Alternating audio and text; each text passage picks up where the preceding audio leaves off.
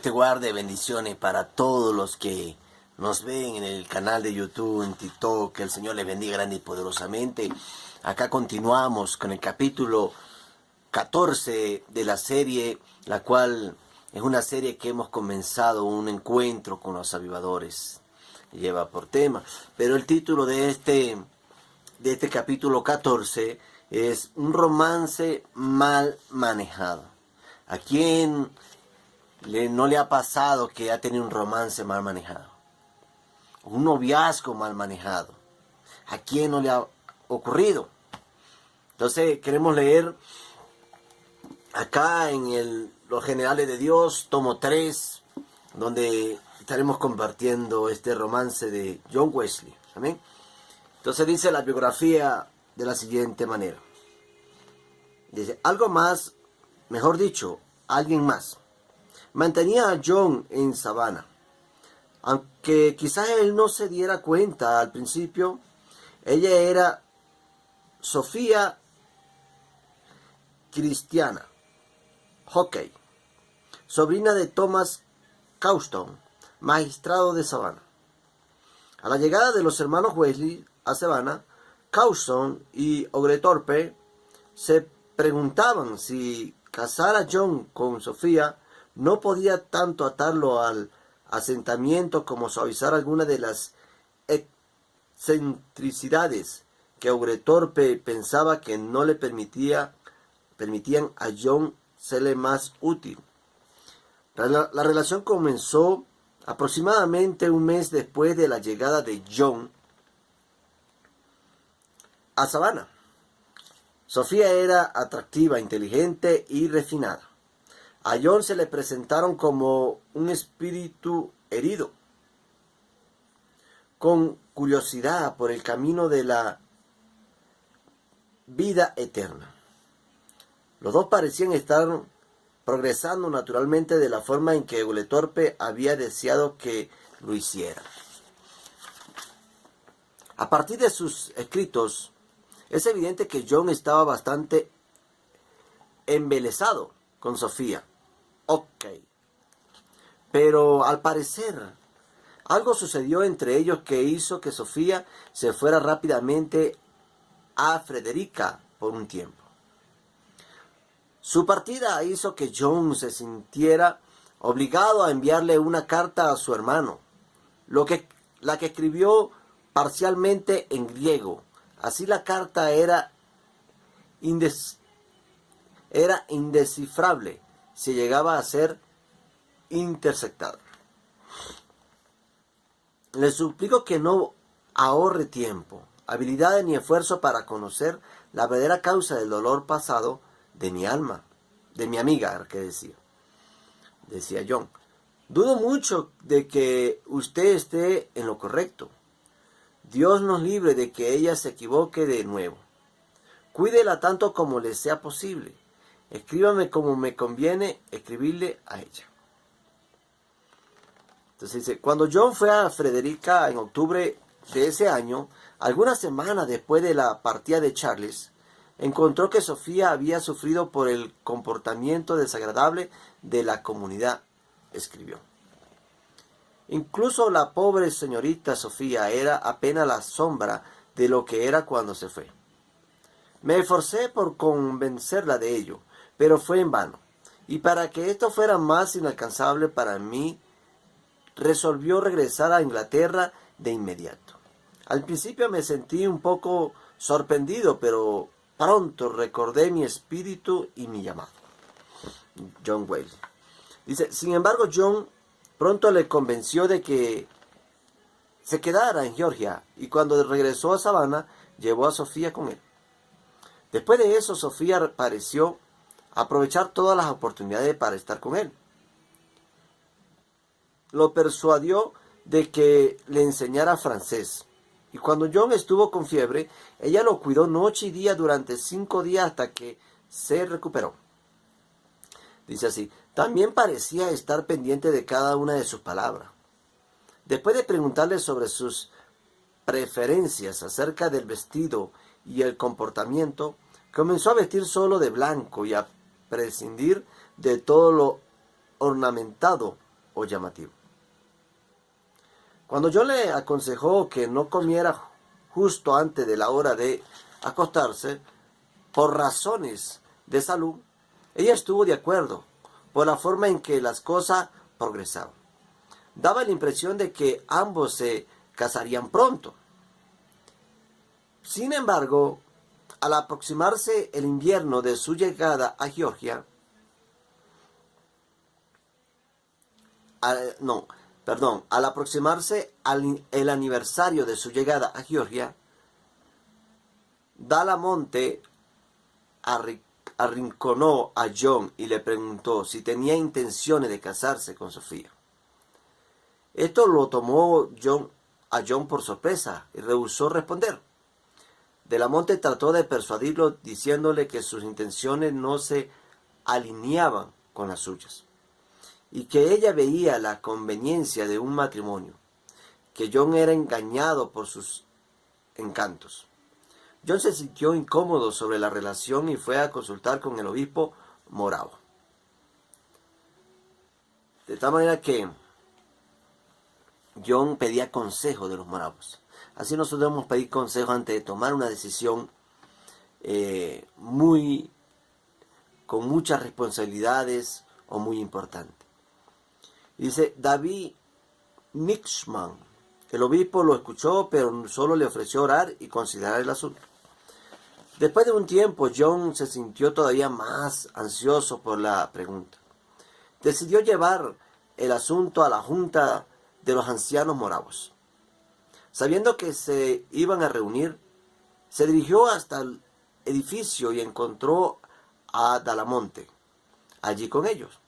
John le dijo al grupo por qué había ido, la razón por la cual él había ido allá. Le comentó, pues. El obispo le explicó que había tenido tiempo de considerar el caso y le preguntó si John estaba dispuesto a atenerse a lo que le aconsejaran. John estaba indeciso, pero estuvo de acuerdo. Entonces respondió Nixman: le aconsejamos que no siga adelante con esto, le dijeron. Wesley solo pudo responder débilmente: que se haga la voluntad del Señor. John estaba desconcertado. En su diario asemejaba el requerimiento de renunciar a Sofía, al mandamiento de Dios de sacarse el ojo derecho. De renunciar a Sofía al mandamiento de Dios de sacarse el ojo derecho. Y por su gracia estoy decidido a hacerlo. Estaba decidido a renunciar a Sofía. ¿Por qué? Para servirle a Dios. ¿Por qué? Porque conllevaba una gran responsabilidad que muchas cosas iban a cambiar en su vida después de casarse. Yo no se animaba a decirle a Sofía lo que había pasado. Pero en los días posteriores su comportamiento cambió de forma tan espectacular que sus intenciones deben de haber sido muy evidentes para ella. Como respuesta, Sofía se comprometió con un joven de buena reputación en la comunidad llamado Williamson, y se casaron 4 días después. Algo rápido. Dios permite todo, y Dios es el que hace todo cuando tú colocas las cosas en manos de Dios. Cuando tú llevas todo delante de la presencia de Dios, Dios tiene el control de todo. John Wesley ya le habían aconsejado lo que podía suceder. Él hizo cambios en su vida, pero no le comentó nada. Ella decidió comprometerse con otro joven y 4 días después se casaron rápidamente. Dice, el 12 de marzo, exactamente un año después del día que a John le presentaron a Sofía por primera vez, aunque realmente Sofía parecía inestable y quizás era tan astuta como Delamonte sugirió. El corazón de John nunca volvería a ser el mismo. La amargura por el amor perdido debe de haberlo carcomido, pues los sentimientos de John habían sido muy sinceros.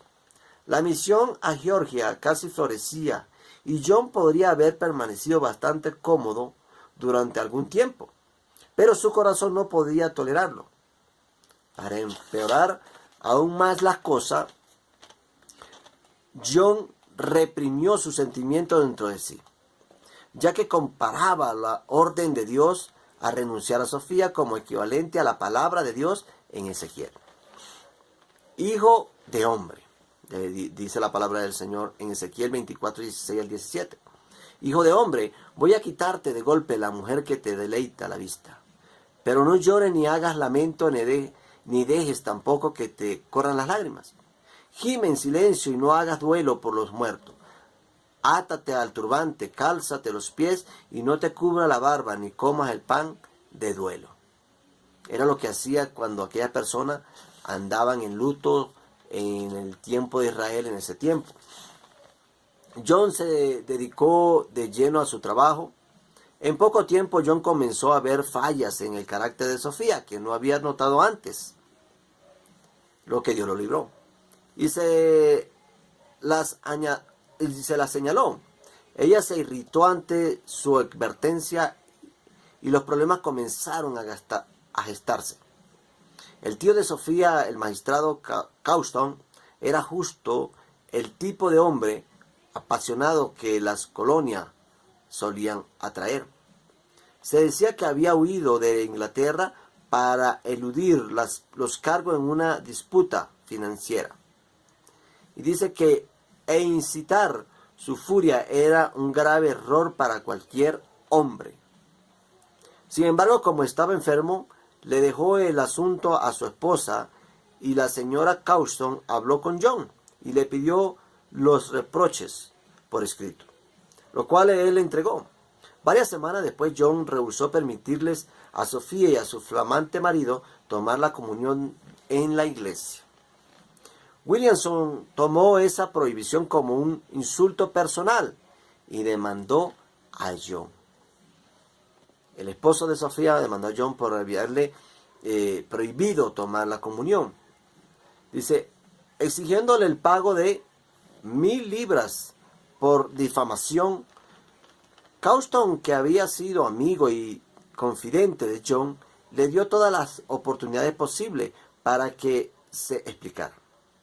Pero cuando John trató de usar como pretexto su condición de hombre del clero como un derecho para no responder, Causton perdió toda la paciencia y le dijo que no descansaría hasta que John diera cuentas. Su supuesto amigo. Dice, John obedeció y le escribió a Sofía y afirmó que ella no le había informado de manera apropiada sus planes de tomar la comunión ese día, porque había un orden estricto en ese tiempo. También le explicó que no le estaba permitido dar la Santa Comunión a una persona que había pecado sin arrepentirse. Tenía que haber un orden, y así lo dice la palabra del Señor, que más adelante lo estaremos hablando. Amén. Dice, las cosas fueron de mal en peor cuando Causton tomó la carta y se la leyó a todo aquel que quisiera escucharla, omitiendo porciones que no se ajustaban a su propósito y exagerando otras para aumentar el impacto. Como respuesta, John escribió una carta que leyó en voz alta en un servicio público. Sofía escribió una declaración jurada en la que afirmaba que Wesley le había hecho varias propuestas matrimoniales sucesivas y que ella las había rechazado. Ya estaba la mujer inventando cosas que no eran ciertas. Y luego insinuó muchas cosas perjudiciales acerca del carácter de John. John pidió una copia de la carta y Causton le dijo que podía obtenerla en la oficina de cualquier periódico de Estados Unidos, ya que ellos la habían repartido por todos lados para asegurarse de que nunca iba a encontrar otro puesto en ese continente, para perjudicar su ministerio, su vida profesional y todo su vida la estaban perjudicando con esta carta. Un gran jurado de 50 hombres fue llamado a escuchar el caso, pero la población era tal que solo se pudo encontrar a 44 hombres. Dice, se presentaron 10 cargos contra John y solo uno de ellos era válido, que le había hablado y escrito a Sofía sin el permiso de su esposo. John exigió que el caso se decidiera de inmediato, pero la audiencia se postergó durante meses. Mientras tanto, los recursos financieros de John se agotaron, pero aún así estaba decidido a permanecer en Georgia a pesar de todo. De tal manera que dice la biografía que John Wesley estaba siendo atacado por varios lados para querer destruir su ministerio, para querer destruir su integridad, su personalidad, su profesionalismo, para querer destruirlo. Pero esos son propósitos de Dios que pasan para que nosotros crezcamos espiritualmente o maduremos espiritualmente. Entonces John estaba pasando por un momento difícil por tener un noviazgo mal manejado. De tal manera que nosotros vamos a aprender qué debemos hacer. Y lo que hablaba hace poquito, lo que decía que John Wesley le prohibió a ellos tener la comunión, es como decir la Santa Cena que nosotros hacemos. No debemos tomar la Santa Cena indignamente.